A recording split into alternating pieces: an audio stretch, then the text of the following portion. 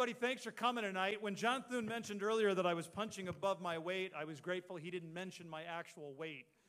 That's nice.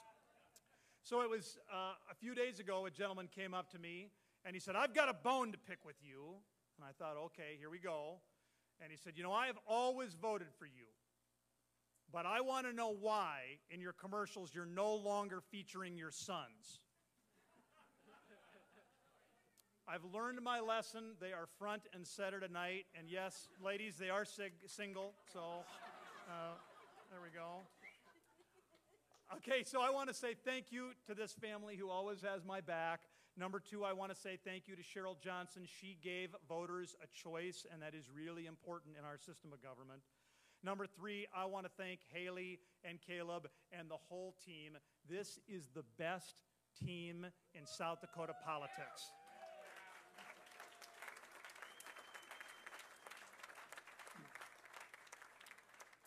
Fourth, I want to thank our team on the official side, the House employees, every single day. They wake up and they go to the office excited to help South Dakotans and excited to make this country even better. And then number five, finally, I want to thank South Dakotans.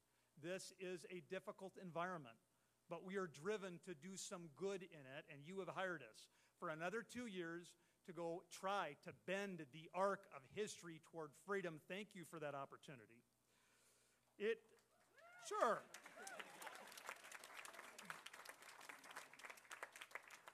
It has been a difficult few years in America, I know.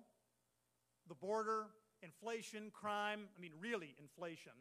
Yeah, in Rapid City, a gentleman reminded me that the reason gas prices are so crazy is that all of the oil is in Texas and North Dakota, and all of the dipsticks are in Washington.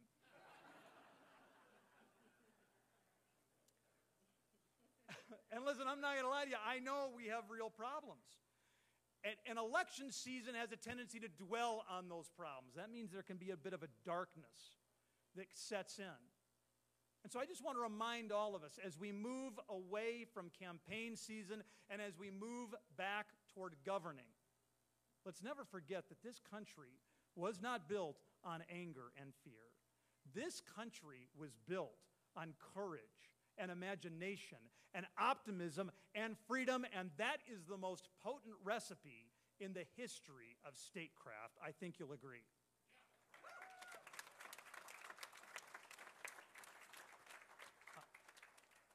I'm reminded of Labor Day in Wagner. The big Labor Day parades are Wagner and Winter. You got to pick one of the two. They're huge. I was in Wagner, and as that big American flag went through the parade to start the parade, every single person stood up. Every single person. Young, old, white, Indian, everyone. Everyone stood. And they stood because they were proud to be Americans. And I know a lot of you feel that in this room. I know that a lot of you feel just as much as the people in Wagner did, and as much as I do tonight. You believe in this simple but powerful truth. America is the greatest country in the history of the world.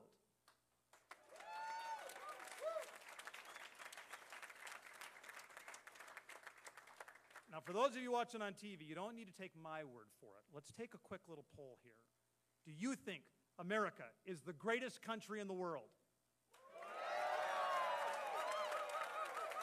Are you proud to be Americans? Ladies and gentlemen, I agree. This is a truly special state in a truly special country. And I know this is not a perfect union, and I know that we have work to do. You have given me an opportunity for the next 2 years to be a part of that work, to be a part of that progress. And the work we have to do is pretty important. We have to secure the border. We have to increase freedom. We have to reduce inflation. We have to reduce crime. We have to reduce spending. We have to reduce regulation.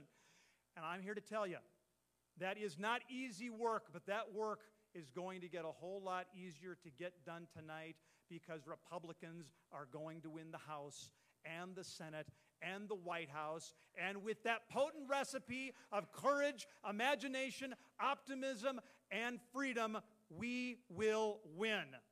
Thank you. All right, good job. Everybody. Good job, everybody.